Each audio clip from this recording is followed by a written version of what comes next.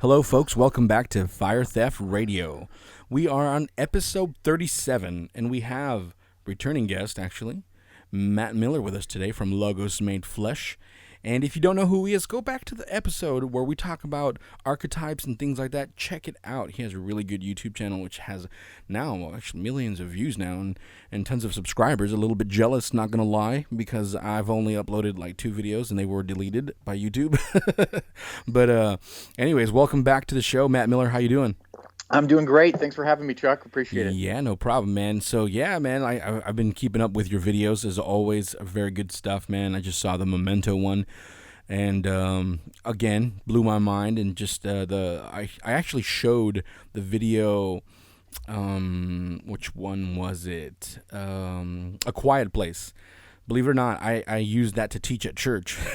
No, right on, right on. And just so they can understand the archetype, the sacrificing, the self-sacrificing, or the sacrifice archetypes inside of a lot of Yeah, yeah. movies, and so we're gonna talk about that today because I called Matt up. I've been seeing he's been keeping busy and stuff like that, and I was like, wow. But before that, actually, we have a guest today also kind of helping me out because Omar decided I'm going to go on vacation without Chuck, and I don't appreciate that. So I was like, you know what? I'm going to get him back by getting a different co-host with me. So with me today is who? What's your name, buddy? My name is Marcos. I am one of Chuck's and Omar's long old friends, and it's a pleasure being here, and it's a pleasure speaking to you, Matt. Hey, thanks. Same here. Same here, Marcos. Yeah, there you go. So, yeah, we have him on because I didn't really talk about this on the show, but me and Marcos and Omar kind of had a little journey of like trying to make little films and like comedic things, and they both wrote scripts, and I was kind of always just like I was basically like their performing monkey, you know what I mean? But it was funny, it was good stuff, That's great. But anyways, so I thought he'd be a good guest to have on to kind of co-host this episode with me. And so, Matt, what you been up to, man? How you been? Good, great. Yeah, just more videos. Working on those. I'm working on Arrival right now, and got some plans for the summer. So it's a fantastic summer. I love the best time of the year. Nice, nice. So, like I said, man, I'm watching your little kind of some of your posts that you put, like you were posting a little bit on Instagram, and one thing that you would bring up is this video or this movie should be viewed with this other movie, which Mm-hmm. some of those I would have never thought. Like I think, for example, Close Encounters with the Fourth Kind or something like that. Is Yeah, that what it's third called? third kind. Third Yeah, Kind, yeah. With I believe you said is connected to what was it? The Ten Commandments? yeah, Yeah. yeah. I mean, I'll just go off that. Yeah, so I was watching it just recently. I was watching it in preparation for Arrival. Hmm. And I had never seen the whole movie all the way through, and Which one? so the Close Encounters of the Third Kind, Oh, okay. 1977, Steven Spielberg's basically follow up to Jaws, Right. after he had done such an awesome job in that movie, 1975. And I sat down and watched the whole thing, and some things just kind of stuck out to me. Um, Obviously, it's about a guy. I don't know if you guys know the movie very well. Have you seen the movie, Chuck? Sorry, I was drinking my coffee. Yes, actually, I have seen it. I don't remember it too much because I saw it about 10 years ago. And Yeah. then I actually resaw it probably about 5 years ago. And I resaw it because, if you know anything about Fire Theft Radio, we get a little bit on the conspiracy side. So anything Hmm. alien was like, oh, let's check it out. Let's Oh, see what right. Yeah. you know what I mean? Let's see what they were saying. But I don't remember it too much. So you can just go ahead and spill out what you got. Yeah, so I watched the whole movie. It's about a guy who it starts off probably the guy actually Close Encounters Third Kind is based upon the 3 elements of encounters with aliens. There's the visual sighting of a ship, and then there's the evidence of an alien arrival, something on the ground or whatever that's been left behind, and then there's actually the physical encounter with the actual alien. So that's the Close Encounters of the Third Kind. That's how Steven Spielberg broke down his script. But anyway, I went back to watch the movie, and very interesting about a guy, obviously, who has this experience with an alien, and all of a sudden he gets a vision inside of his head, and the vision is he can't get out of his side of his head is a vision of a mountain, and he keeps drawing it, creating it, recreating it, and it ends up being Devil's Tower in, I think, Wyoming or something like that. And so he's being called to this place, and he goes to this place, this mountain, and on the other side of the mountain, where the government and the government's trying to get everybody out of that place, because what happens is that the government knows that the aliens are going to come arrive at Devil's Tower. So he goes there when everybody else is leaving, when everybody else is going away. He goes to this place, this Devil's Tower, and he goes on the other side of this mountain and finds the government right there, ready to receive the aliens. And they play this music, this little tune, as the aliens come over the mountain, this basically almost fiery object that comes over the mountain and lands on the other side. And I just thought, boy, that's, something about that just seemed very odd to me. I mean, it obviously seemed, what happens at the very end is that there's kind of like a prisoner exchange almost. There's these people who are willingly volunteering to go on the ship. They're dressed in some kind of jumpsuits. And then there's people being let off the ship, people who have been abducted in the past. So World War II pilots and things like that are coming off the ship. Actually, one of the kids who'd been abducted earlier in the film, he's released from the ship. And these people who are in these jumpsuits are getting the last rites read to them by a Catholic priest. And they go off into this ship, and they're received by these alien creatures, which almost are like angels. And they go on the ship, and then they soar off together. And one of those people is the main character, Richard Dreyfuss, who enters the ship, and he goes off with the spaceship, the aliens. And if you remember 1977, I mean, there's a song that came out in 1977 by Styx called Sailing Away. Oh, yeah. Yeah, I'm sailing away, and there's a verse in it. Basically, says, then a gathering of angels were around me, and they were over my head. And basically, it's the idea of death, that he's being whisked away into a life everlasting. And then the final verse of that basically goes, guess what? These aliens weren't really aliens. It was a spaceship, and he was going away with aliens. And so I thought it was funny that in the midst of that same year, 1977, that you have Styx singing a song about angels and aliens connected with them, and this idea in Close Encounters of the Third Kind, that there's this connection with the afterlife, connection with space, connection with what do you call it? Connection with aliens being kind of a symbol for God in the afterlife. Right. And how you said that's connected somehow to the Ten Commandments, right? Yeah. So I went to church the next morning. I thought about it in terms of just that symbolism being present in the film. And then I went to church the next morning. My pastor was actually preaching on Exodus. He's been going through Exodus, and we started teaching about the Ten Commandments. And all of a sudden it struck me. I was like, oh my goodness. So I pulled out my cell phone and I looked at the cover for the Close Encounters of the Third Kind, and it is the image of the mountain with the spaceship over the mountain, as if in fire and everything like that. That this symbol is Exodus. This is an idea that and here's my further proof of that. So Steven Spielberg obviously is a Jewish man, and his next film, one of his more, actually not his completely next film, but one of his future films will use the same trope, the same idea, the same symbolism. Indiana Jones and the Raiders of the Lost Ark. The very end of Indiana Jones and the Raiders of the Lost Ark, they go to a mountain, and on the mountain they open up the Ark of the Covenant, and the power of God, the fury of God comes down and destroys all the Nazis. But they're doing a ritual. Basically, they're recreating this ancient Jewish ritual in order to open up the Ark of the Covenant, and then God just comes down and wipes them all out.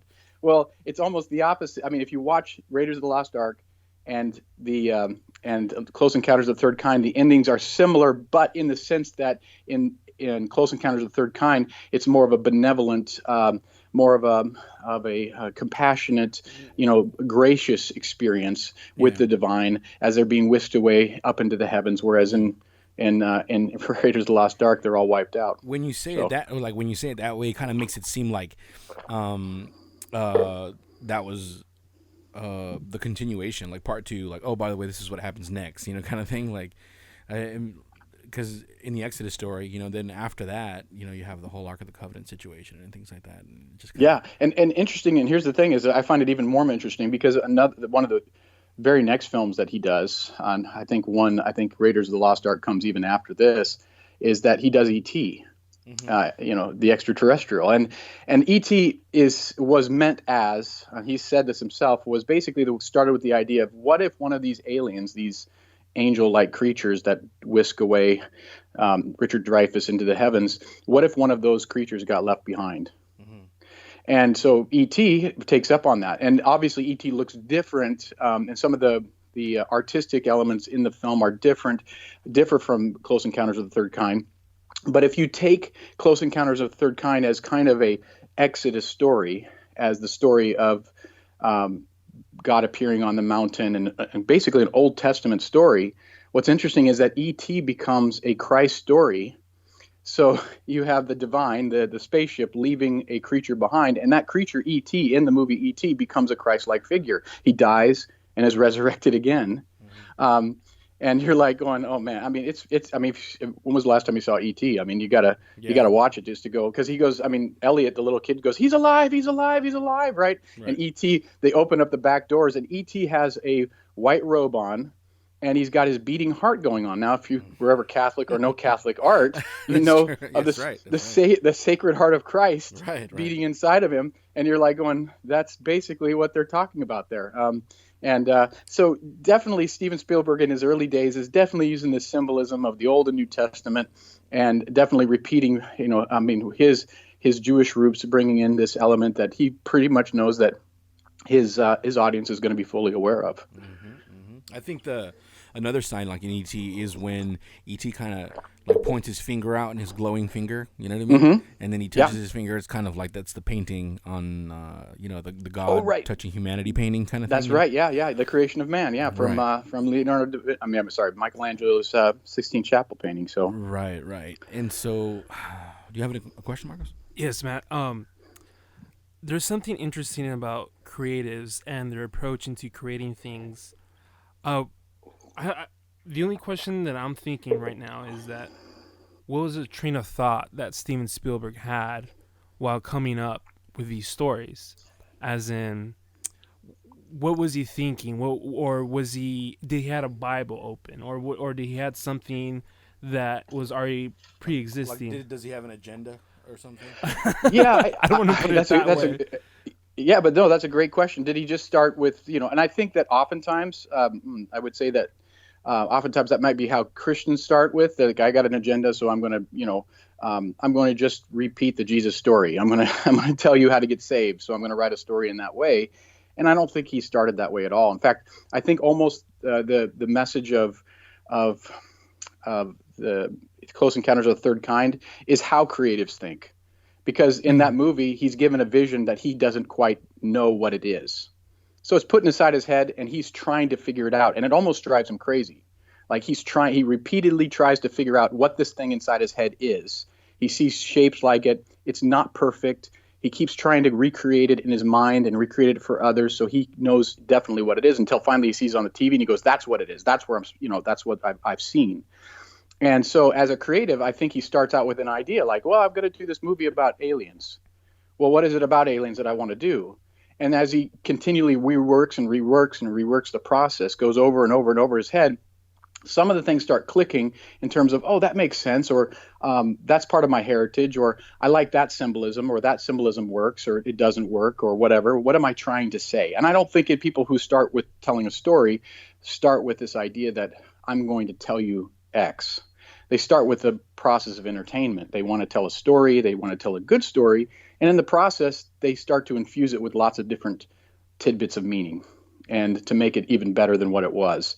And then they start to realize what it is that they're actually trying to say. Because I don't think most people in this process tend to start out with saying, I'm just going to tell an allegory. And that's I think that ends up being a very poor story. Look at C.S. Lewis in writing The Lion, the Witch, and the Wardrobe. Even he did not start out writing that story with the idea that Aslan was going to be Christ. He started out with the image of a fawn next to a lamppost. And, so he had this image in his head and he started writing that story. But what happened was, as he wrote that story, more of himself came out into it. More of what he thought and believed came out into it. And he started infusing what he was into that story. So, but go ahead. I'm sorry, go ahead. No, I didn't mean to cut you off. So I guess these creatives, they start off not with the question, what I want to tell my reader or tell my viewer, or have some sort of message that the creative wants to give to the person on the other end, as in, I'm pretty much thinking out loud right now, but as Sure. in thinking, hey, I don't want to use the word educate, and I don't want to use the word propagandize. That is a word. Or yeah, no, but as in, how could I say this? As in, I'm not trying to put a message down your throat. I'm just gonna create something, but somehow at the end of the road, it all comes together and it somehow symbolizes an old age archetype or these metaphors, and somehow it just clicks. So that's just a really interesting idea that I'm thinking about. Yeah, no, I think you're on the right track. That's really good. So think of a movie like Castaway. Okay. Just a movie like Castaway, and you think, where did it begin? Where did the idea of the story begin? It began with Tom Hanks hearing a story of about a World War II. I think it was Louis L'Amour. Louis L'Amour was a World War II vet, and he was actually marooned on an island for a certain amount of time, and he basically it was like a week, and he said it was the worst experience of his life, and it was terrifying, and didn't know what he was going to do. And then so Tom Hanks had this idea of doing a movie about basically a Robinson Crusoe character. Let's do a movie about a castaway. Well, but in doing that, in starting that process, it took him 4 years to write a story that was deep enough, good enough, interesting enough to make it work. And it's not just a story about a castaway. Obviously, the film's title is Cast Away, not one word, but two words, which is an action, not a noun. So it's not about it's about a castaway, but it's also about the process of being cast away or casting away something. And so this depth that is brought out in the thinking process of saying, we're doing a story about a castaway, but what is the elements and the meaning that we're infusing? And that just starts to bubble to the surface. It's like the dross, you put it in the furnace, you put gold in the furnace, or you put, some ore in the furnace. And as you cook that stuff off, all the impurities start to cook off. And you start to get down to rock bottom of what you're trying to say or what this story is about. And I think that that's the process of creativity. It's not the process of saying we're going to start with the gold. Right. It's the process of finding the gold in the ore. It's the process of weeding all the stuff that just really isn't part of your story, or what you don't want to say. I don't want to say that. That's not what I'm driving at. Mm-hmm. And the story ends up being about divorce and the process of chaos and being recreated or rebirthed in the process of timelessness and all that kind of stuff. Right. So all that stuff comes to the forefront, but it takes a lot of time and thought. Right. Okay, let's take it back a little bit, just because I know Fire Theft listeners are like, wait a minute, why isn't he asking this? Because we have a specific crowd of people, you know what I mean? Okay. So I'm going to ask you, just your thoughts, so people can get back to enjoying movies again. You know what I mean? Mm-hmm. Because especially if you're in the fringe community, like a lot of the Fire Theft listeners, because here's what concerns me most: whether it's the intention of the writer, director, or whoever of the alien kind of films, or not, whether it's the intention or not. These days, a lot of their films are being used to push a specific agenda that what we perceive as angels and God were actually aliens, and I see that quite a bit, especially like if you've ever seen Ancient Aliens, that ridiculous show, in my opinion. Yeah.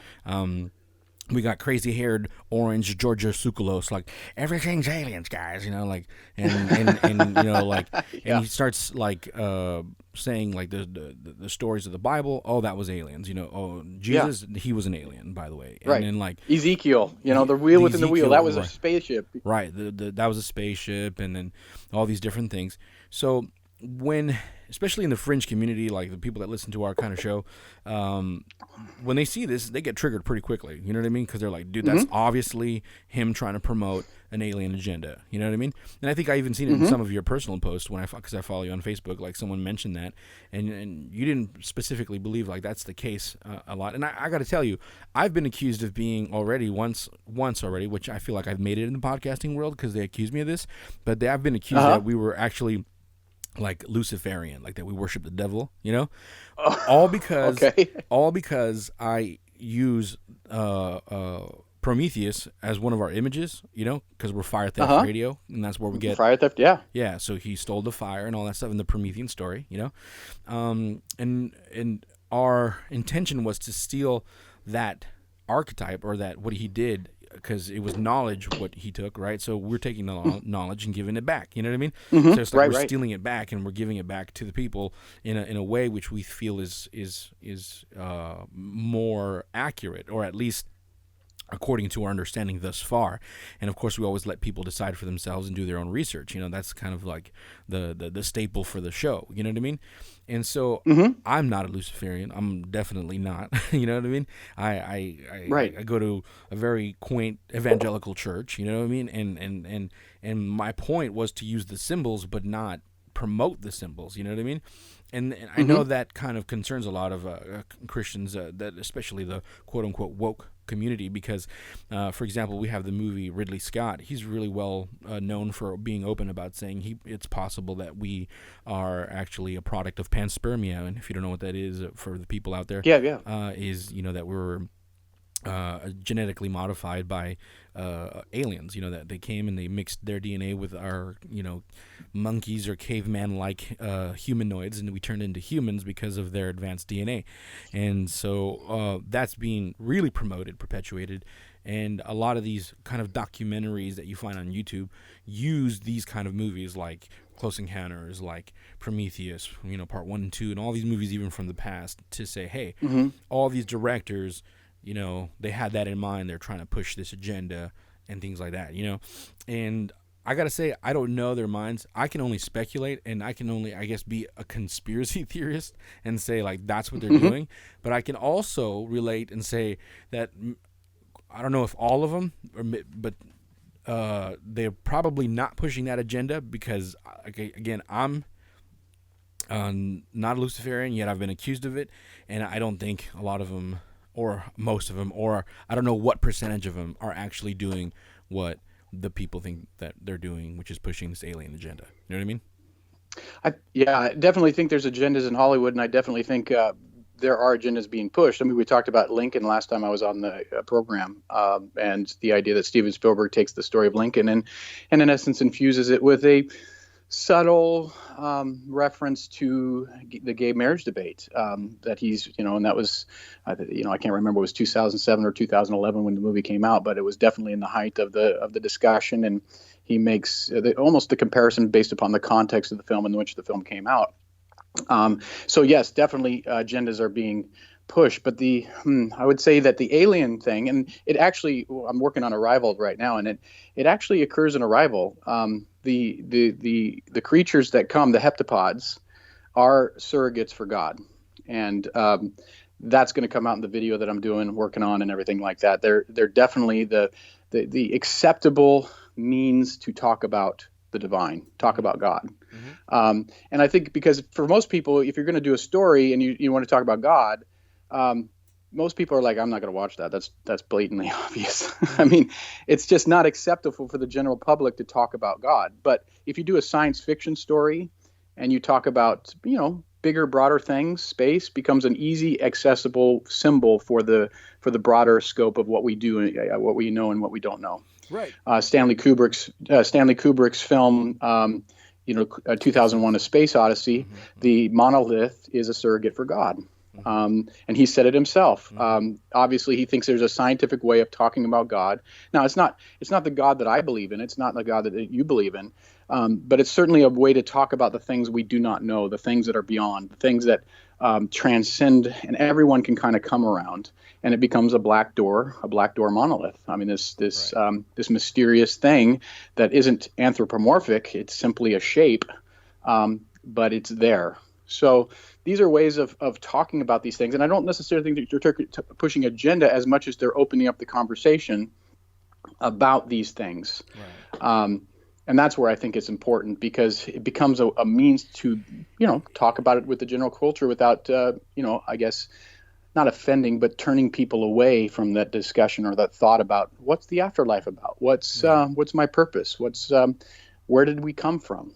All those type of things. I'm telling you, because it only concerns me, and I really encourage people who listen to anything to be especially here at Fire Theft Radio, we're not against you, especially believers, Christians, to watch anything. Like, you watch whatever you like, but I really advise people to be really well informed of their beliefs, because things like Prometheus, the movie, can definitely put a little, monkey wrench in your faith if you're not really established well, have a good foundation on your belief, and especially, and I think we talked about this a little bit on one of our shows when you were with us, if you're like a literalist when it comes to reading the Bible, or a hyper literalist, or where if certain things must be, or else the whole Bible falls apart, which is a crazy notion to me, but the not understanding those things is this kind of stuff, it's just growing so much. I just listening to what's his name? Do you know that comedian Theo Von? No. Okay, so he has this podcast. It's growing pretty big, right? And he had a guy on there who's insane. I don't recommend anybody to listen to them, but he has a podcast called Tinfoil Hats. He basically talks about all these crazy conspiracies, right? And but some of them are legit, But I like to listen to it because it just sounds funny. It makes me laugh. You know what I mean? And I'm not saying I give it credit to everything that he says or anything. But even his podcast is growing so much, and then he's under the belief that we are descendants of the Anunnaki. You know what I mean? And so, and that the Anunnaki made this royal class, which is why we have royal bloodlines, and these royal bloodlines control all of humanity, and it goes into all the conspiracy stuff. You know what I mean? But it all comes from this alien movie stuff. He starts promoting that stuff as oh man, see, it's the Hollywood elite. They know, that's why they put it in movies and stuff like that, and things like that. And so a lot of people are really believing this stuff now. And they take the stuff of Zachariah Stitchin and all this stuff oh, this is real. God isn't real and aliens are, and what we perceive as gods and angels, those are actually, just aliens, And so that being said, I guess what would you recommend to a person, a believer, to do with this information? How do they approach it, or what would you say? For example, if someone came up to you and said, hey, let me play the devil's advocate here. I'm no, actually, God is not real, Matt. You're tripping.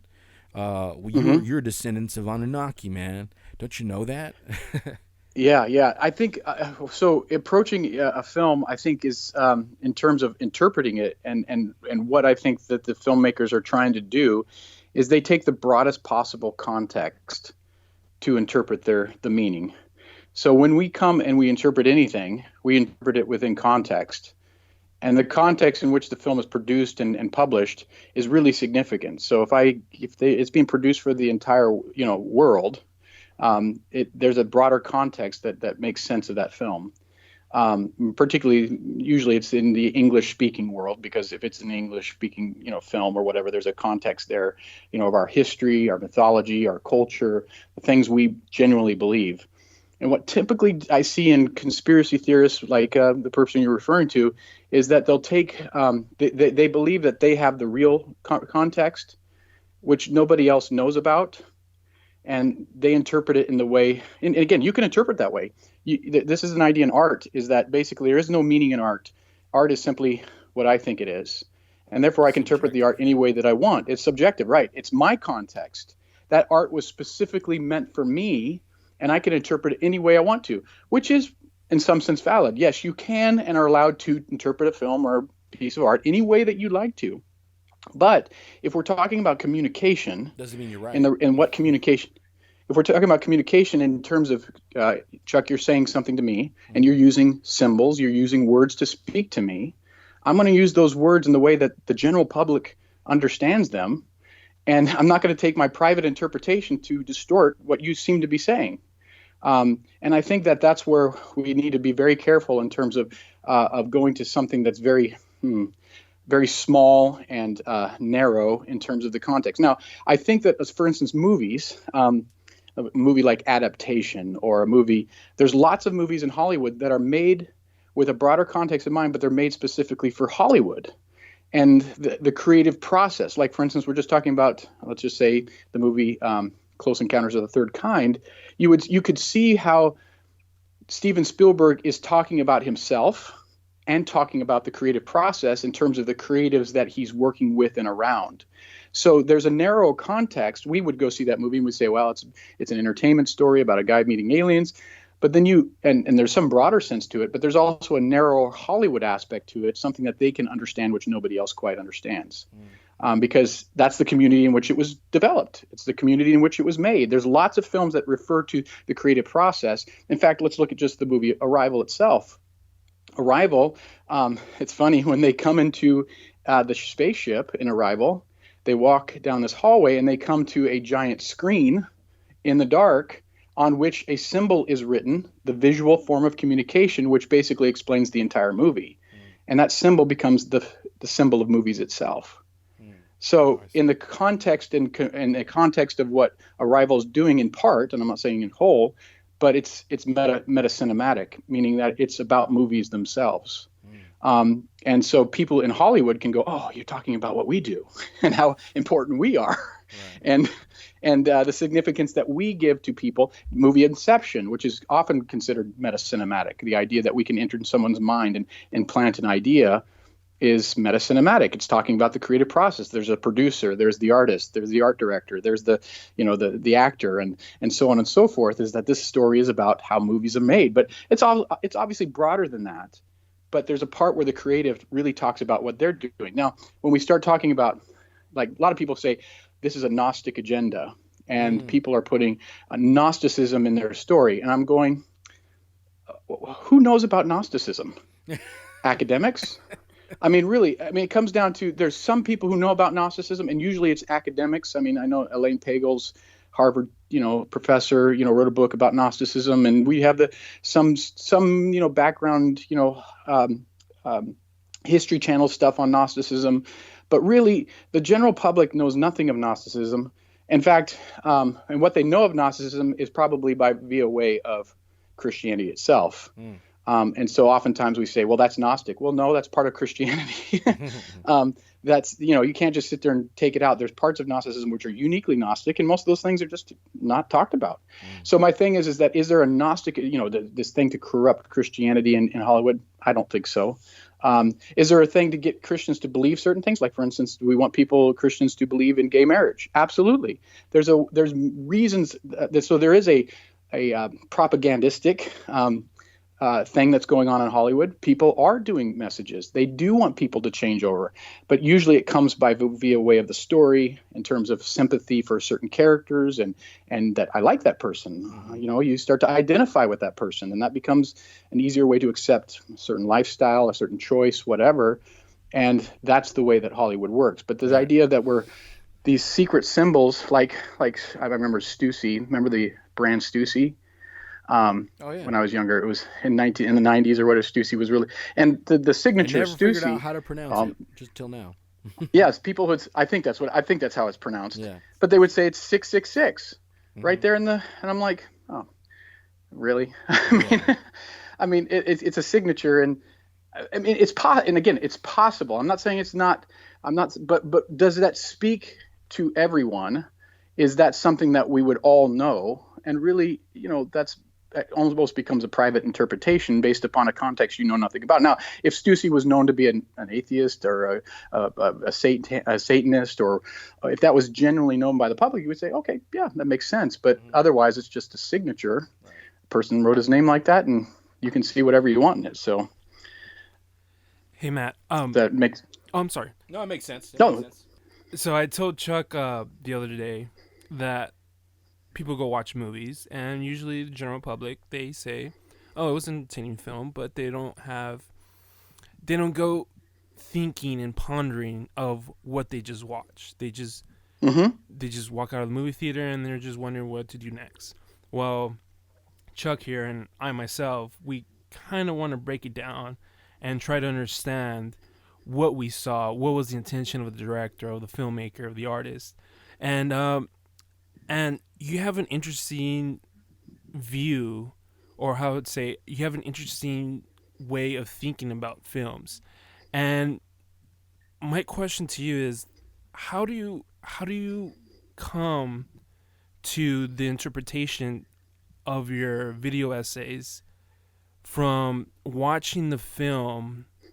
How, my question is actually, what is your train of thought and your process that you're watching this film, and then you go on and ponder and try to make connections? And you said that it could be a subjective uh, analyze or Mm-hmm. interpretation, and there's Mm-hmm. probably the filmmaker has a broader context to it, but nothing very specific. How do you come to the conclusion of what you have in your video essays? So, very good question. There actually is a process, and we all work this process no matter what we're doing in interpretation, because again, we all are interpreting every single day. The language we speak, obviously, is symbolic. The words that I'm saying right now are symbolic. They're symbols, they're signs. They don't, they represent something, they aren't the thing themselves. So, we by nature are makers and interpreters of symbols. That's what we are as humans. We do it from before birth and from born you know, from birth we do it. And even if we are not introduced to a language, we create language as humans.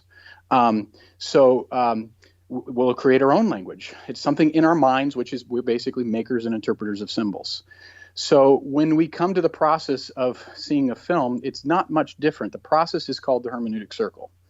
And this idea that when I see something, I take it in part. I take the parts as they come, but as I get to as parts are added to something, I'm continually going back to interpret or reinterpret what I've already been told or what's been communicated. So, for instance, the word "I can do that." There's a video I have on my channel called the Hermeneutic Circle. It's done by a Dutch scholar. It's a great breakdown. It's about 12 minutes long. It's a great breakdown of this concept. But if you look at the word "I can do that," the word "that" has no meaning apart from its context. You have no idea what I'm talking about. But if you go back now to what I previously said, working the hermeneutic circle, so I get to that point, that word "that," and I go back to what I previously, the context of what we previously talked about, you know what that means. So let's just say the question was, who can take the trash out? And I can say, I can do that. That now becomes a sign, a signifier for the signified, which is the thing which we just talked about. Does that make sense? Mm-hmm, Yes, mm-hmm. yes. Yeah. So as I come to anything, I take it at face value. Mhm. I take it at the point at which it is the most obvious. So, for instance, if I say the word "hand," I've talked about this example before. If I say the word "hand," or you see it written down, what do you think I'm referring to?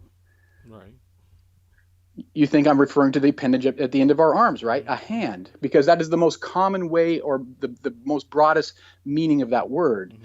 But hand has also multiple meanings that are beyond that. So a hand of cards, the hands of the clock, a helping hand, a round of applause. It goes on and on and on because all those words are associated with the word hand, but they go beyond it. The meaning goes beyond simply the word itself.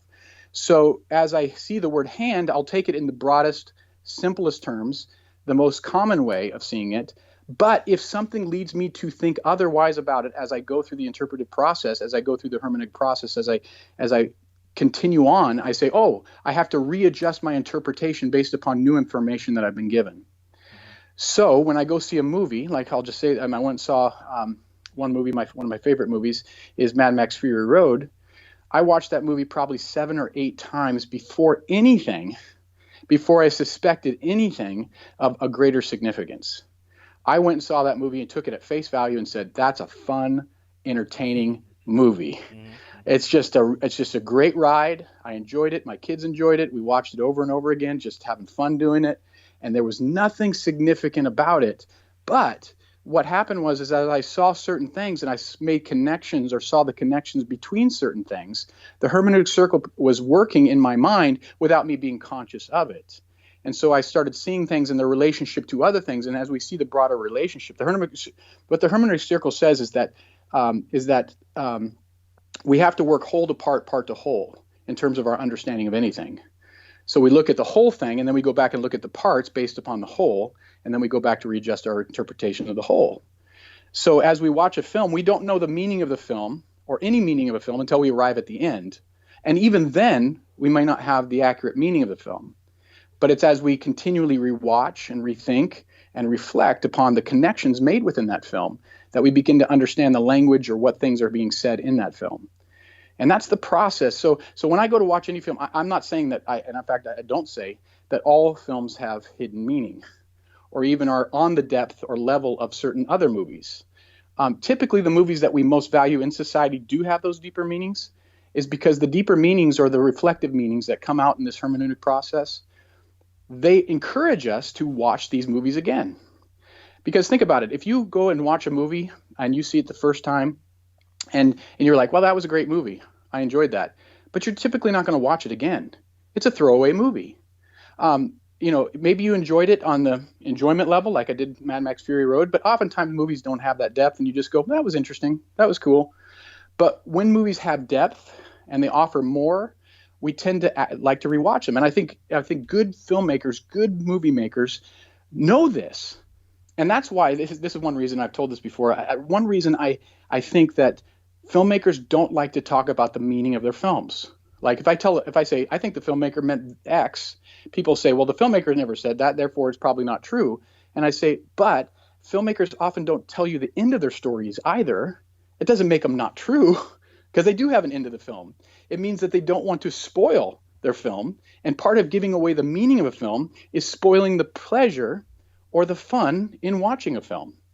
So this process of going back and thinking through what the film is trying to say, what it's trying to do, and reflecting upon each individual point as it relates to the whole, and as the whole relates to individual parts, is the process we work in our own lives in terms of how we interpret anything, but more importantly, how we start seeing film. So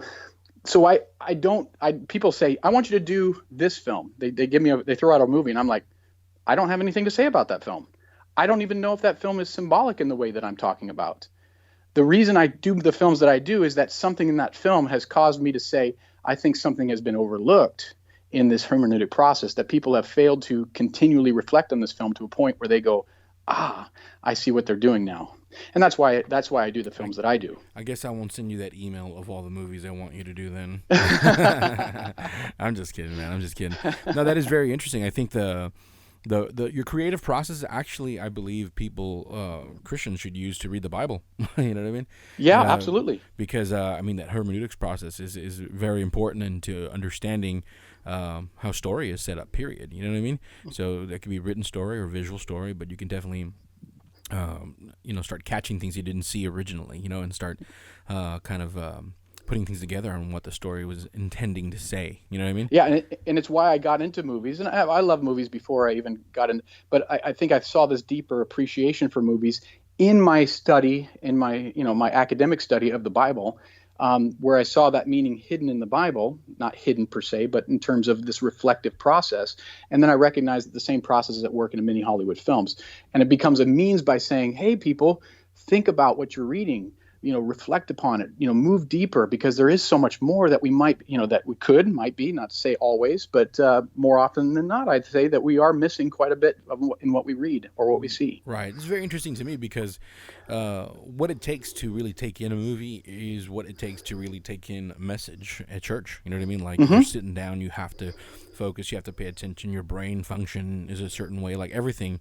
And so many would say like watching a movie is like a church experience or a religious experience, which is I believe that's why people are drawn to it, because obviously I believe we're created in that manner to respond to story, respond to how things are told, and so that's just find that incredibly interesting. But I want to go back a little bit to the movie making process. That sometimes I guess I'm just expressing here a concern, just because I personally do feel that at times there is a very specific, obviously there are agendas that exist, and so sometimes I do feel like movies go a little too far in actually vilifying Christianity. You know what I mean? Mm-hmm. Especially in TV shows, modern day TV shows, especially today that they're mixing a lot of liberal politics into movies and TV shows, and as we well know, today's liberal is in many ways what in the religious community consider incredibly immoral, and so. Like, for example, I think it was Rise of the Planet of the Apes. Was it where Woody Harrelson is in it, or is it? Which do you know? Have you seen the Planet of the Apes movies? I've seen the three of them, but to me they were kind of forgettable. So okay. So which one was what? I don't remember which one was with Woody Harrelson. Okay. I can't remember that one. Dawn. I don't know. Was that the first one? The one that he's in. No, it's like the second or third one probably. Yeah, but James Franco's in the first one. Correct. And then it goes on, and I'm not sure which one it is. But the point is, like, his character, he was a religious person. He was a Christian. He had a cross and everything. He used a lot of,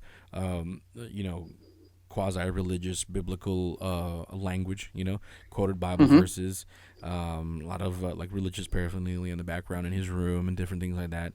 And he was created as a very militant character, And there was the images of him basically crucifying the monkeys, you know what I mean? Like crucifying. And just there's this like whole, thing where it was like, it just, to me, it looked too much of like, hey. That's got to be War. That's got to be War of the Planet of the Apes. Maybe, But go, yeah. So there's this whole imagery I see that, it's archetypical imagery and all that stuff, but the way the story is set up, in my opinion, was very blatantly like, this is what Christians are. And as you know, like, a lot of movies show Christians as completely, absolutely intolerant, and like, we should stone the gays and all this stuff. Like, they go way too far as like what a Christian is. We have a lot of that going on, and that really concerns me, because I know people that are friends of mine that think that that's how like modern day Christians still are, and I'm like, and that's when I bring it up to them. I'm like, okay, first of all, I'm a Christian and I don't want to stone you, so why do you think that? And then they're like, oh well, haven't you seen this movie, or haven't you seen this film? And that concerns me. Yeah, they use films to confirm their bias, right? And that's the problem with subjective interpreting, So. Yeah, I mean, look at. I mean, we just take a real life example, and not just the stories of what Hollywood does, but the stories that the media present. I remember. I mean, we just had this instance with the MAGA kid. In Washington D.C. Covington. When that came out, I remember a friend of mine who's deeply thoughtful. I love him a lot, and he was very upset that weekend, even before it really hit big. And I remember before any investigation came out of it, and he's like, "Man, this is." And I saw the video, and I said, "You know what? I think we're not seeing everything here because of the way the angle of the camera was set up, and the kids behind him, and this guy." I said, "I don't see what's behind the Native American guy. I don't see what's going on. I see a specific angle on a camera. I don't see the whole picture." And I said, "I think that might be deliberate. I'm not saying that he didn't do anything. I'm not saying the kid didn't do anything, but I said, I think we need more information." And it turns out that we did need more information, because what happens is that in that narrow perspective, in that frame of reference, what you're doing is you're cutting off context in order to make an accurate interpretation. Because you're not given the whole story, you're not given the whole account, and therefore people rush to judgment. And we've seen this numerous times. I'm not just saying both conservative side and the liberal side, whatever. Democrats and Republicans are always trying to frame their story in a certain way where the boxes, it's like they gerrymander the context to get what they want across, and so that's happening not just in movies, but happening in our general discourse and our however we approach everything. And I think that, and this is the thing, is we need to be, as Christians, not like that. And I think we need to give people the broadest context possible of all things and be open-minded, or at least see things from other people's points of view. Not to say that we need to agree, not to say that we have to, and it's a very tenuous, difficult place to be in, because it's so easy to be narrow-minded in our own point of view and saying, I'm not going to consider that and I'm not going to consider that. Because if you don't wrestle with that, it's very easy to say, I'm right. But when you're given all the information and you say, well, I just don't know sometimes, you can tend to feel very weak, very powerless, or whatever. But I think that we need to be people of the truth, and present the truth as much as possible. So I kind of went off from what you were talking about in terms of Hollywood agendas and depicting Christians in a certain way. But I think it's reflective of more how how that is done. How is that being done? Well, again, in some senses, Christians are villainous people. We can be villainous people given a certain context. If you look at it from an era, like my son right now, I'm having, my son and I had to discipline him. For him, I'm being a very villainous person. He doesn't like what I'm doing. He's not looking at it from my perspective. He doesn't see the broader perspective. What he sees is the pain that he's going through for the decisions that he's made, and he's upset about it. And seen from his point of view and how he's going to tell everybody about it, how he's the victim or whatever, I'm going, no, that's not how it happened. So again, the correction aspect, it would be really nice if Hollywood was on our side, and sometimes they are,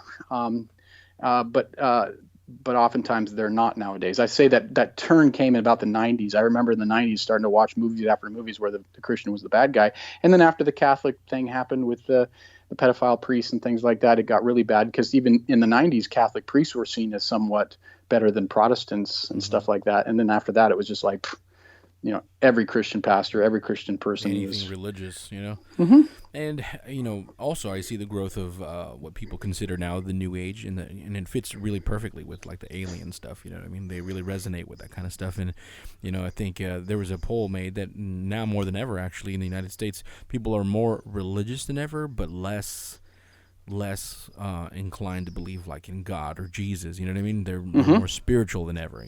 I would say.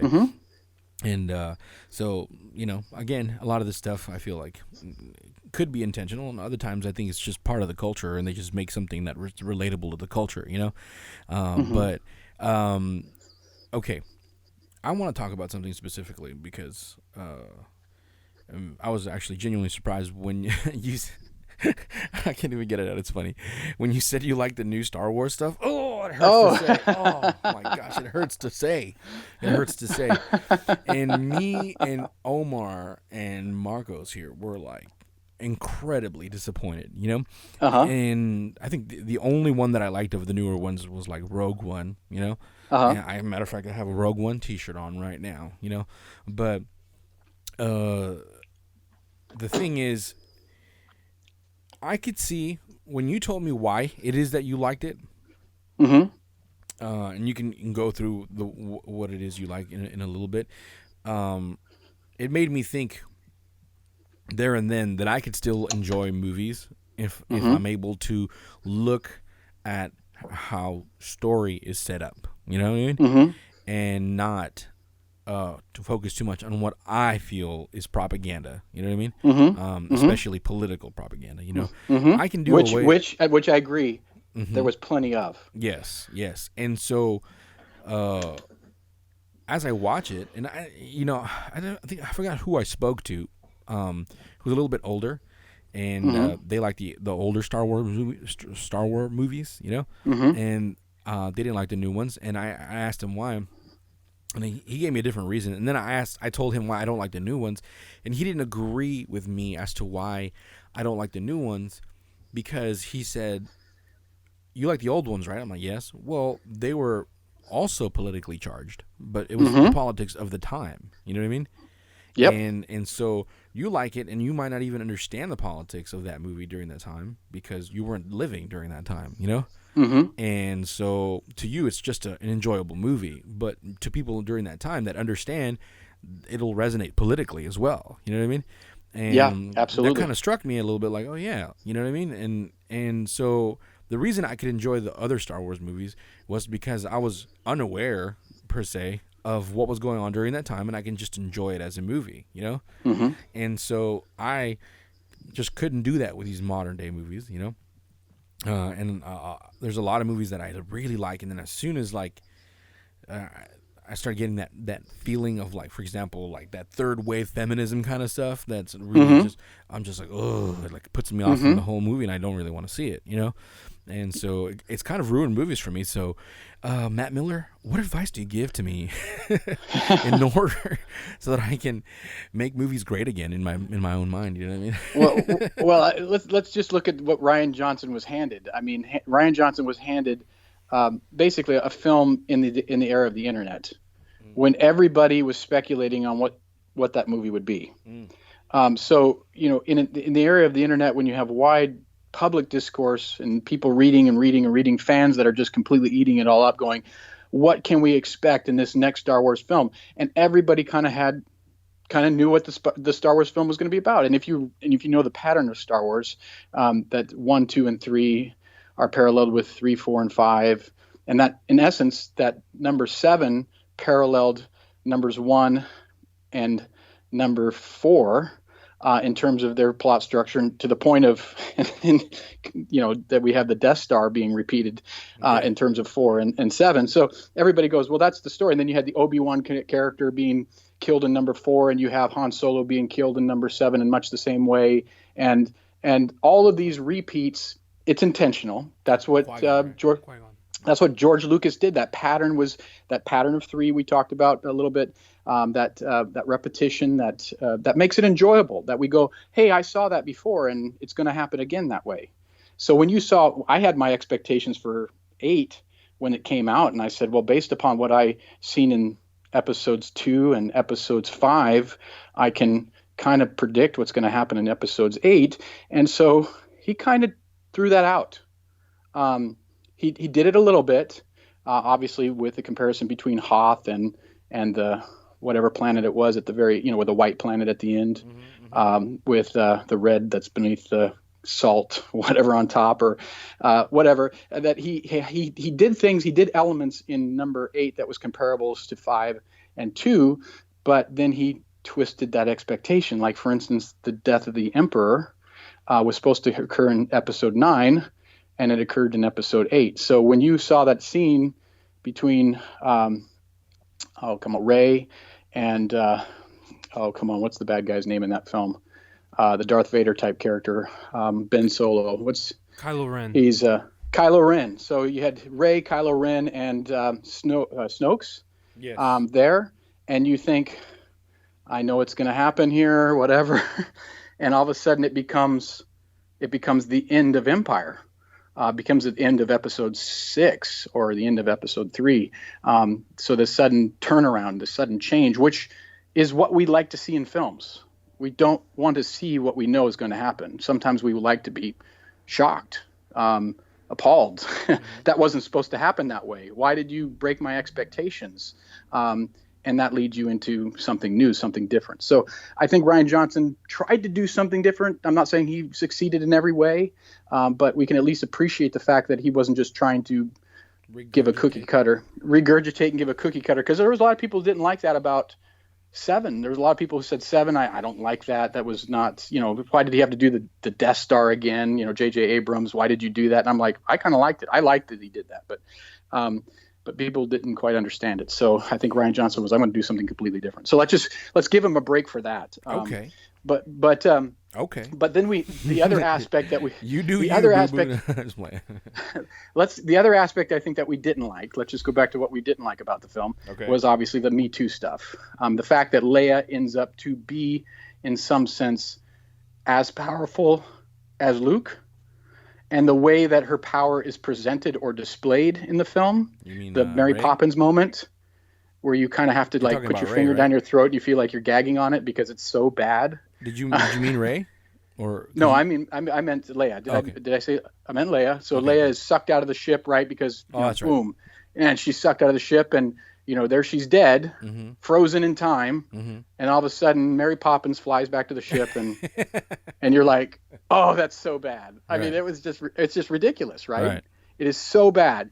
And then at the end, where she basically gets off her little thing and she kicks open the door and boom, and she's as powerful. She has these powers that never were presented or displayed in any other capacity, and it looks like a Deus Ex Machina. Like, oh, she is as powerful as Luke. Mm-hmm. Now that's intentional, and the reason is that in the film, I mean, in the original 3, it sets it up as saying that there is another, and we know that Leia is supposed to be, in some sense, connected with the Force in the same way that Luke's connected with the Force. Mm-hmm. And if you're going to show Luke having these fantastic powers in this film, which we see him having even more power than we ever saw before, and which I also think is a problem with the film because, again, wow, it's shocking, it's new, it's revolutionary, but it's not what we saw in the originals. You know, Leia had to be, because Leia's going to die, and they were going to kill her off. They had to set it up that she has as much power as Luke. And that's the agenda. That part is the agenda. But it's not unconnected with the original 3, because we are told that she's as powerful as Luke, because she's Luke's twin. And she is connected to the Force. Even though we see nothing of that Force power in her, they do set that up to say she's in essence like Luke. So I would give Rian Johnson somewhat a break for that. Can you follow with me? Am I going too long on this? I'm following. Okay. I don't know if I'll give him a break though. I get but, you. Obviously, I see how you're connecting dots story wise. You know what I mean? Which I in all honesty, didn't think of. But it doesn't change, I guess, a little bit about how I feel about it. So much. I'm just like, okay, well, it was interesting that they were connecting some story dots here. That's cool. But I mean, let's talk about what's that girl's name? Name not worth saying. Rey, yeah. But the same thing. I think that was very purposeful, where she became overpowered with out of nowhere as well. And then the commander lady in the ship with the purple hair. Yeah. Overriding all, and she knew all. Just trust me, and then becomes this self-sacrificing woman kind of thing, and then it's just too much to me. It's too much. Yeah. The Mary Sue aspect of it, like, oh, all of a sudden she just can do everything. It was pretty easy. You just downplayed the process at which she gets good at stuff. Yeah. So all of a sudden she just and hopefully, and everybody hoped, you're going to kind of explain that. But then their explanation, I think people fell on deaf ears when she says basically you're just a nobody. Mm-hmm. You're not even connected to the family. You're just a nobody, which I thought was great. I thought that aspect of it with the twist, because again, that twist was in episode 5, where basically Luke, I am your father. And it was supposed to be in episode 2 when we're supposed to find out, and this was actually saved for episode 3, that Palpatine, it was only suggested, was actually Anakin's father, that he created life mystically, magically, that the person who's so connected with the Force could actually create life. And in fact, so we kind of get this idea that Palpatine is Anakin's father. But he didn't. From midichlorians, right? That's right, but it was Palpatine that brought those midichlorians together with his power and connection to the Force, and he hints at that in episode 3. But so if we go back to, I'm getting nerded out on. Hold on, you right now you're blowing my mind a little bit. So I gotta process. You got a question mark? No. So I guess that's how. There's a reason why Palpatine's returning in episode 9. Well, at least they say it. Yeah, well, his laugh... Speculated. We don't know what's going to happen. Yeah. His laugh is definitely heard in the trailer. Right. Yeah. I was actually on the Wikipedia page, and I saw his name on the bottom of the cast list. I'm like, oh, he might possibly be in this. Mm-hmm. Yeah. Also, adding to what you said earlier, Chuck, that, Poe, Oscar Isaac's character, he represents, the Han Solo, macho... type of guy that's gonna save the day, but it's kind of like, hey, put your toxic masculinity away because it's not gonna get you anywhere. Yeah. Mm-hmm. Yeah. You got your mind in the cockpit, I think is the word, or something like. Get your mind out of the cockpit. Right. Yeah. Yeah. I mean that's. I mean, again, just too it much of that stuff. I'm gonna say I'm not gonna give the film a pass for any of that stuff, because I think that you're right. It was almost, I would say, abusive to the audience at that point, because it's like, I felt abused for sure.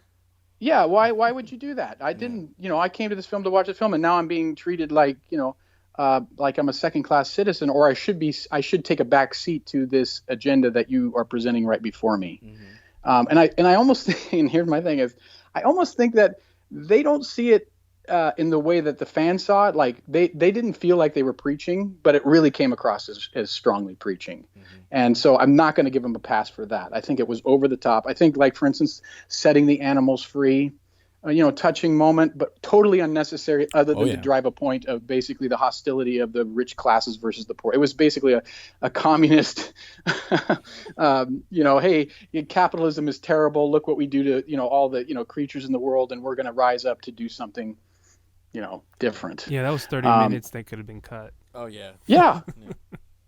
Yeah, you're like, I'm not even excited by this. And I think everybody was. It was like, let's get back to Rey and Kylo. I think that's, if you just go to that, if you just focus on Rey and Kylo, I think, and the Yoda part and everything like that, I think that's the heart of the film, and it works so well. I'm sorry, go ahead. No, go ahead. Can you explain your connection between Kylo and Rey, which made you like the film a little bit? And you kind of said there's this balance of the Force situation going on with them, which I didn't really realize before. And when you explained that, it was cool. I really liked what you said, but it made me understand why you like those films. So can you go into that a little bit? Well, yeah, let's go back to the original three films, 4, 5, and 6, episodes 4, 5, 1977, 1980, and 1983. And what those films represented and what they were trying to do. And I think that they were. I don't think Lucas started out with this agenda, but as he wrote his stories, I think it certainly comes through in what he was thinking about in terms of the context of his time. What was going on in 1977 and beyond is that you're talking about after basically what we're going through today, but is this upheaval between the old and the young. And more so than at any other time in history, or at least recent history, is that there had been a civil war between the old and the young, that there had been a countercultural movement, basically a protest march against Vietnam, against basically an anti-establishment thing, that you had the hippie movement and everything like that, growing their hair long, rock and roll, against basically a more or less conservative element that was seen as much older than them. And so if you take that and say there was really this great upheaval that was going on, and that in the process or in the midst of this great upheaval, Lucas sits down to write his story about a civil war. And that civil war has to do with Vietnam, and it has to do with a whole bunch of other things, but it has to do ultimately with the idea of the old and the young. And Luke Skywalker coming into a world in which he knows nothing of the past. So that's why it starts. I believe it was intentional and important that it started with episode 4, not with 1, 2, and 3. In fact, I think 1, 2, and 3 almost took away from the mystique and the magic and the spirituality of what 4, 5, and 6 are saying. But the idea is that we come into a world, much like Luke does, not knowing our parents' past, not knowing the past. It is impossible for us to know it in the way that they know it. And so Luke arrives into a world of episode 4, not knowing 1, 2, and 3, and has to drip by drip learn about what has taken place. So this is interesting, is that when Luke is first told about his father, he's told that his father was a cunning and clever warrior, and that his father was ultimately killed by Darth Vader. And it's at the moment he's given the lightsaber. So he's given the lightsaber in the moment that that Obi-Wan Kenobi gives Luke a very compelling and exciting and noble image of his father. So he takes his father's sword, his father's lightsaber, and takes that image of his father in contrast to the image of Darth Vader. Darth Vader is not my father. My father was killed by Darth Vader.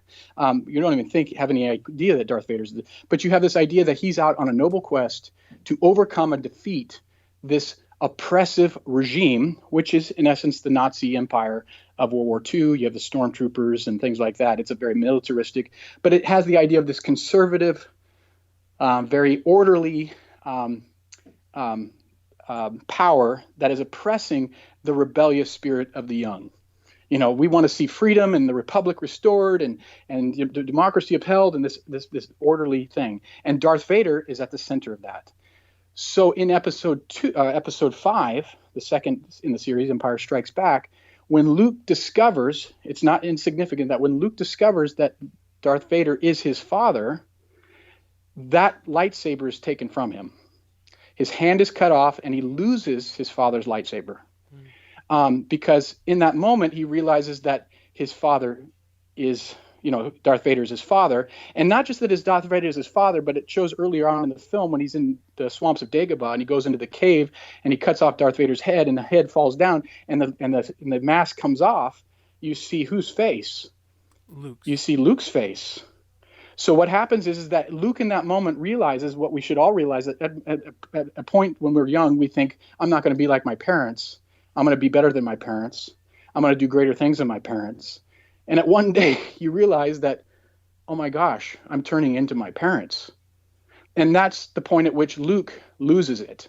He realizes that his father is himself, that he eventually will become like his father, and that this is his destiny. Okay, that word destiny is all important. It's repeated a few times in that point. But if you think about it, the word Star Wars, we always, this is the hermeneutic circle, right? You went to see Star Wars in 1977. Star Wars, of course, it's all about the stars. It's a war that takes place in space. It makes complete sense. This is what it means. But as you get to that point when it says this is your destiny, what is another meaning for stars? It's destiny. So this is not necessarily just a war that takes place in space, but it's the war for Luke's destiny. It's the war of the destiny that's been set before him by his family, by his parents, by what he sees as him becoming like his parents. This becomes his own personal war, a war not to become like his father, like his parents. And that's the heart of Star Wars. That's the power of Star Wars, because it's about this generational divide between old and young. And Lucas wrote a story, and I'm not saying he started out this way, but it ended up being this way, of bringing together the disparate elements of old and young. That this was a healing story, a story of saying, old, you had your point of view, young, you had your point of view. Now let's come together in a moment of healing. And that's what happens in the sixth film. The sixth film, you have Luke coming back after he's basically, in essence, committed suicide. Now, if you have to look at that scene in episode 5 where he gets his hands cut off and he says, join me, this is your destiny. And Luke looks down into the abyss. And he looks at his father, looks down into the abyss, and he chooses to drop himself into the abyss, basically, in essence, a symbolic suicide, versus join with his father. So he drops down and goes the way of the lightsaber down into the abyss, and is in essence resurrected. The return of the Jedi. He comes back. He's allowed to live. This Force works its thing on Leia. Leia hears his cries, goes back and picks him up, and he comes back in the second and the third in episode 6. And in episode 6, he comes back with a new lightsaber. Remember, in the previous episodes, he's had a blue lightsaber, one of his father's. In this one, he comes back with a green lightsaber, one he's created by himself, one he's actually constructed, and it's a new story. That's what it represents. A new story, which he says, I know who my father is, but I see good in him. Nobody else does. Nobody else sees good in him. But the story that Luke has constructed, based upon what he's already known, based upon what he's received, is to say, I can change him. I know I can. This gets me teared up. I think it's a pretty powerful thing. So he goes and he tells his father, I know you. I know you. Now, again, one other important element in the sixth film is that he's wearing black. So in the previous films, in the first film, he's wearing white, all white when he's in the desert of I can't remember, Tatooine. He's in the desert Tatooine. He's wearing white, and he does so. He's not wearing quite so much white in the second one, but by the third one, by episode 6, he's all in black, and that's important because now you see him black on black with his father and with the Emperor, and they duke it out, okay? And but his whole message throughout is, I know who you are, Father. I know who you are. You're not like this. And what happens is that when he turns and kills the Emperor, and he cuts off his father's hand, just like he cut off his father cut off his hand. And he sees the robotic hand, much like he now has a robotic hand. They're identical. They're mirror images of him. Luke chooses to turn off his lightsaber and says, I will not do that. Sorry, I don't know why this is getting me turned up. No, it's powerful. It is. Yeah, so he says, I'm not going to do that, because he knows he cannot do that because if he does do that, he will be like his father.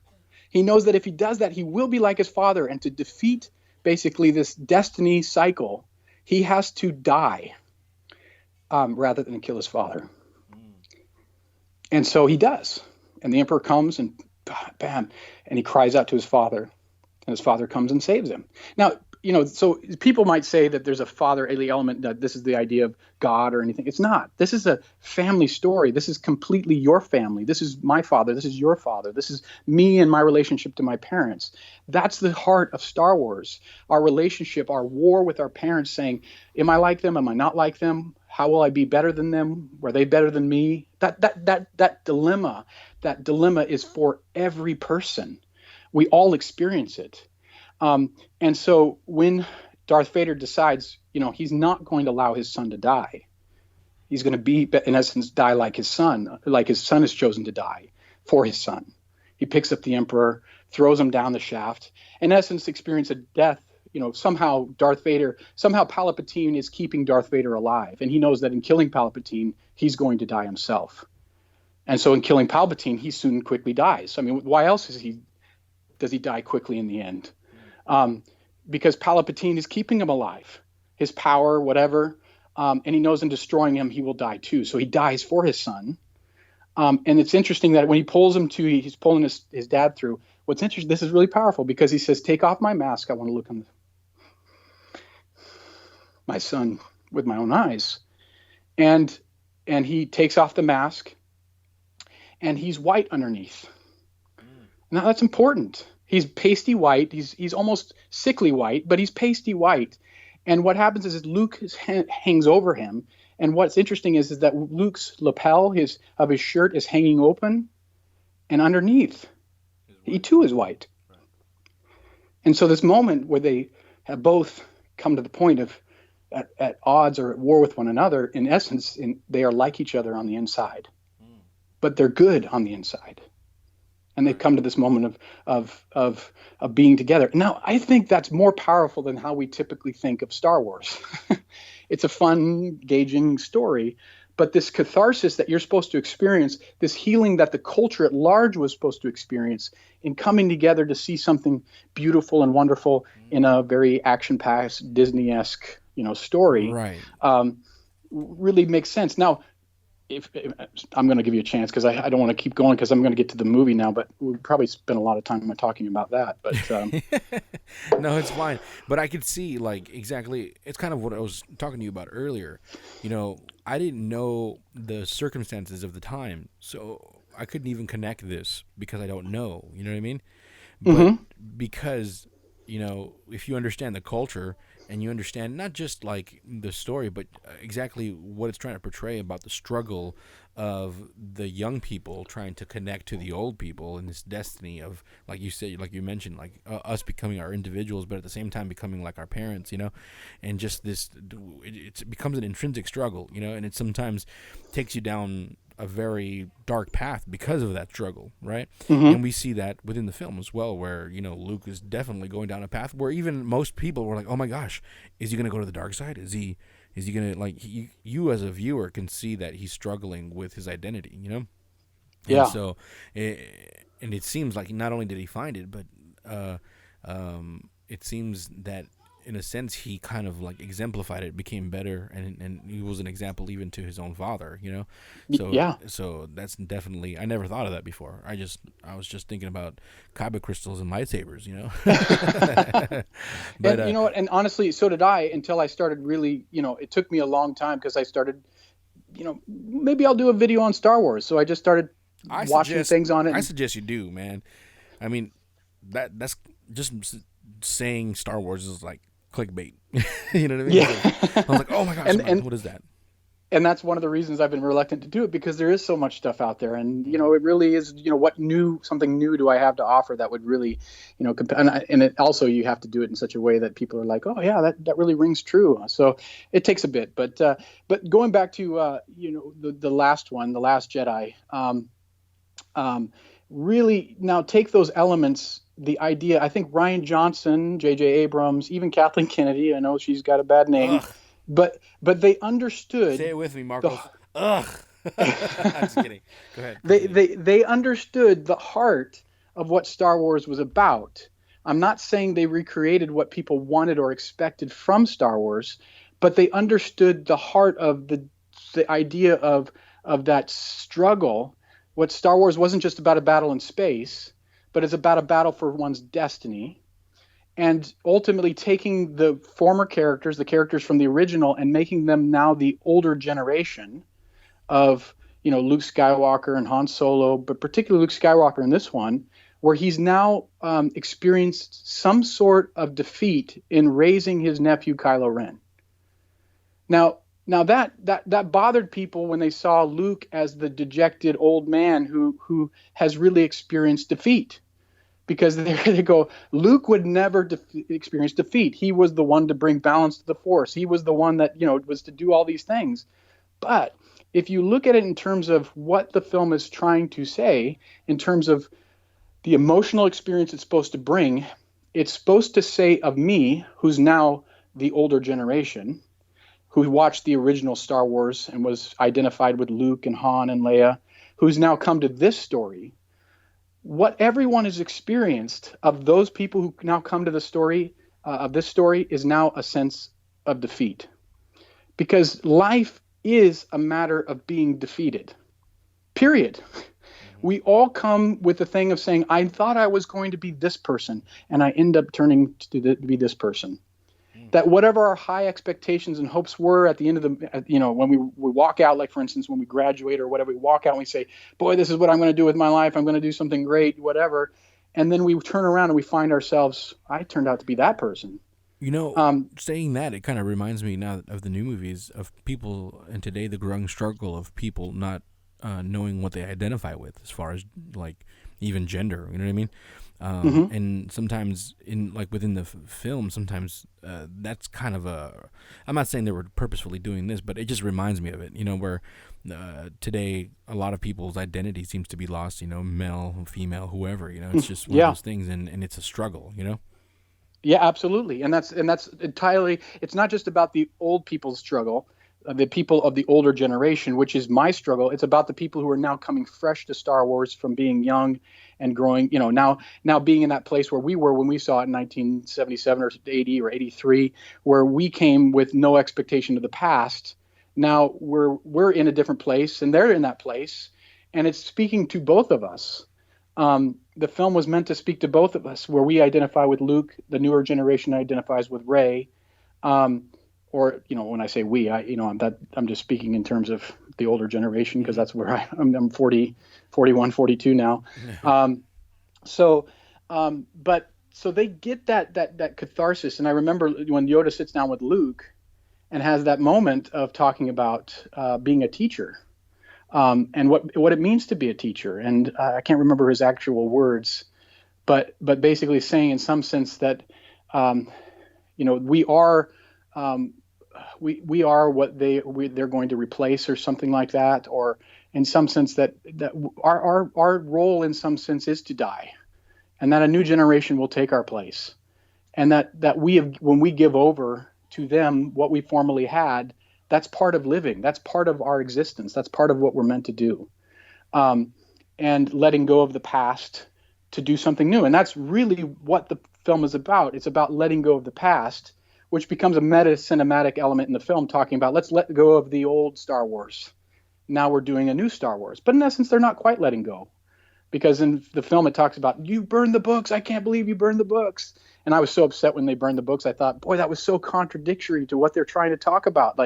But when we find in the end, when she opens up in the Millennium Falcon and the books are there, that Rey already has the books. Yeah, a lot of people miss that. Actually, to this day, people are like, oh, she burned. I'm like, no, but they were in the Millennium Falcon, Yep. So tradition isn't dead, and I think that's one thing it's not saying. Tradition isn't dead. Tradition isn't gone, but it's still there. And so now you have the twist, where same storyline from episode 5 to episode 8. Episode 5, Luke goes into the cave and he goes to find Darth Vader, and Darth Vader's there, and he cuts off Darth Vader's head, and his head falls down, and the thing opens up, and it's Luke's face that he sees. When Rey goes down to the this abyss, and she goes to find out who her parents are, she walks to the mirror, and she sees this long line of repeated characters, and ultimately at the end, it's her. And they're basically saying, your parents are you, and you will be your kids. Basically, that we are in a state of existence that continues on. And that's not what she wanted to see. She wanted to know, well, who are my parents? Well, I just told you who your parents are. They're you. That in some sense you're connected to that person. So that was the revelation. But when it comes to the revelation with Kylo Ren, and they're fighting, which I think is one of the best scenes in cinema. It reminded me so much of Raiders. It reminded me so much of the original Star Wars. I mean, not Star Wars, but the early action sequences of some phenomenal thing when after the Emperor, they kill the Emperor or Snoke's, and they fight with that red scene behind it and the choreographed fight scene. I just think that is a phenomenal scene. But then they get to the lightsaber, and she says, you want to know who your parents are? Your parents were nobody. You're a nobody. Where Luke had found out that he was a somebody, but the somebody he didn't want to be. Rey wants to be a somebody, no matter who it is. And she finds out she's a nobody, which is the twist. I thought Rian Johnson did a fantastic job with that twist, because you would have expected that she's connected with the family, everybody thought. And I generally believe she's not connected with the family at all. That she came into existence as the Contra Ben Solo. She came into existence as the yin to his yang, as the yang to his yin. That basically that there is a bad side of the Force and there is a good side of the Force. And that if great darkness arises, great light rises to meet it, and vice versa. That there's a balance to the Force and they balance each other out. And in that moment when they're fighting it out, and Kylo looks like he might go good, and Rey looks like she might go bad, and they're fighting over that lightsaber again, that lightsaber cracks and breaks in two, and destroying it, which in some sense destroys the past. So now you have this element of Rey and you have this element of Kylo, which they balance each other out. And you go, what's going to happen in the end? My suspicion is that in the end, I think Rey's going to go bad and I think Kylo's going to go good. That would be my prediction for episode 9, which would be very weird.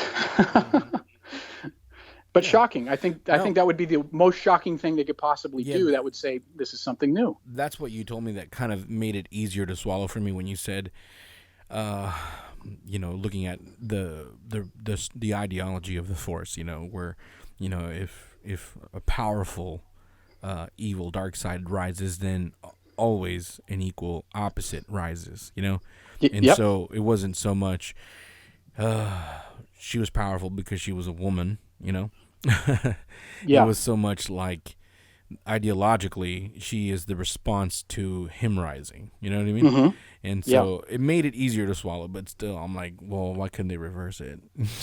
and you have to, and in the film you have to really look at the essence of Taoism. Taoism is at the heart of the Force. Force is really connected in with the idea of Taoism, and Taoism has the idea of yin and yang. And you see in the cave or whatever where Luke is at when they go to the top of the mountain or whatever, there's a pool of water and there's a kind of this mosaic that's in the pool. It's black and white, and it's in essence a yin and yang sign, even though it's not a yin and yang sign. You got to go back and look at it. But they remind you of what this movie is about. It is that idea that in darkness there is light, and in light there is darkness, and that there's a eternal struggle between them. Now, I don't think, while I think it's hinted at in the first one, and I think that's where it ultimately fails, I think Jonathan Peugeot, who has his own channel, I just did a recent interview with him. He has a great thing on Star Wars, which basically says some of the symbolism of Star Wars does not make sense. Because in essence, it kind of has this Taoist feel, but the first one really had the idea that darkness can be defeated by the light, and not just that we're in light there's darkness, and darkness there's light. So I'm kind of conflicted about how that ultimately comes out. Are we just talking about moral evil? Or are we talking about what kind of evil are we talking about? I don't know. Are we just talking about old and young relationship? I don't know. What do you think, Marcos? You're kind of squirming around over here. He's like, I don't know. No, man. I'm just blown away. I never thought of All the things that we don't think of. Yeah. Yeah. So there's more to the story. Yeah. I don't know, Matt. You always do this to me. I can barely come up with things to say, man. You're always like making me think too much, and then I have a literal headache right now. It's not even. Well, and it's I would say the that espresso that I had. just an encouragement is that to say that even in the stories that we think we know so well, that there might be something that we missed. Right? I think we missed something in Star Wars, particularly because we grew up with it, because we saw it when we were kids. And when we saw it when we were kids, we took it as if we were kids when we saw it. We remember it that way to this day. But all of a sudden, one day I said, someone, pointed something out to me, and I said, well, there might be a reason to go back and look at that. And when I did, I found something that was remarkably adult about it, that we didn't ever expect to see. So I mean, and so our expectations in coming to a film, sometimes I'm not saying we should expect every time to find something that's of significance, but at least have our eyes open and our ears attuned to something that might be connected, that might be something more transcendent than simply entertainment. Sometimes it is more than entertainment. Mm-hmm, mm-hmm. I would say that my suspicion right now is that Transformers is just sheer entertainment. Yeah, no, like I just saw all the John Wicks, man. That's just entertainment right there. Yeah, that's what I think too. That's what's up. Although I like the whole dog thing was pretty touching. I just killed his dog, man. Yeah, no, man. The third one gets a little bit deeper actually, but I don't know if you've seen it yet, but it's pretty cool. I have not. I've just watched 1 and 2. I'm on the 3. The third one gets into some historical stuff. It's really cool. I really like that. Like the meaning of the word assassin possibly, and his connection to his wife and all that stuff. So it gets a little deeper, but awesome. Yeah, it's pretty cool stuff. All right, Marcos, anything you want to get off your chest before we let Matt Miller go? Anything like that you might have wanted to say and didn't get out? No, it's just very enlightening. I'm gonna ask more deeper questions or find different or watch films differently with different perspectives. Yeah, which is I'm gonna assign myself more homework. Good. Yeah, this is very enlightening. This was a good conversation. Thank you, Matt. Well, hopefully it encourages too, and want to become a filmmaker, that you see where the process of creativity goes, and basically how it just starts with an idea, and you just keep working that idea all the way through, and allow the connections to come through, and start thinking about how I can symbolize things and how that might be a symbol for something else and how it might relate to somebody, and just letting that percolate all the way to the top. Mm-hmm. Or Marcos, you could just get into some spirit writing, Just kidding. I'm just kidding, man. I just had to throw that in there. Sorry. But Matt, anything you want to mention, get off your chest before we land this plane? No, I think thanks for the opportunity to talk about things I really love talking about. I really appreciate you guys. I really appreciate it. Hey, I just plug in for the sweatshirts. They are phenomenal too. That is It's probably the best sweatshirt that I have ever owned. It's tapered where it needs to be tapered. I usually get these sweatshirts that are nice, and you hold your arms out and you feel like, boy, I'm not, it's like straight down. But when I put it on, it actually curves in and it fits perfectly. Best sweatshirt I've ever owned. You hear that, folks? Go to redbubble.com right now. Not only is it a great logo, I love the Fire Left logo. I think it's phenomenal. I think that the sweatshirt really fits, and I'm going to be wearing it on my vacation coming up. Sweet. Thanks very much. Yes, you were one of the first to buy a couple of things. A couple other people bought some things, and it really helps us out. So thank you for that, because it's been more and more difficult to make more content, and especially with our lives that are getting more complicated. But we're that's one of the reasons we don't have that many episodes. But we plan to continue to make episodes, and that'll definitely help us out. So awesome. So you want to go ahead and plug anything that you want to plug? All your YouTube stuff. Well, yeah, like I said, I'm working on Arrival. I just got finished with working on a series. I just did Memento, and it's going to be connected with Arrival. The idea of the hermeneutic circle will be in there. Just look for more content. People always say, "Oh, you just don't make enough content." I'm so sorry that I don't, but obviously I have tons of ideas. It's just a matter of expressing those ideas and really working them to a place that they really resonate in a singular, compact form with anybody who picks up that video. Indeed, man. So yeah, find them on YouTube at what is it? Logos Made Flesh, right? Yep, Logos Made Flesh. Logos Made Flesh. Indeed. Well, folks, listen to these tunes. Matt, stick with us, and we will be right back.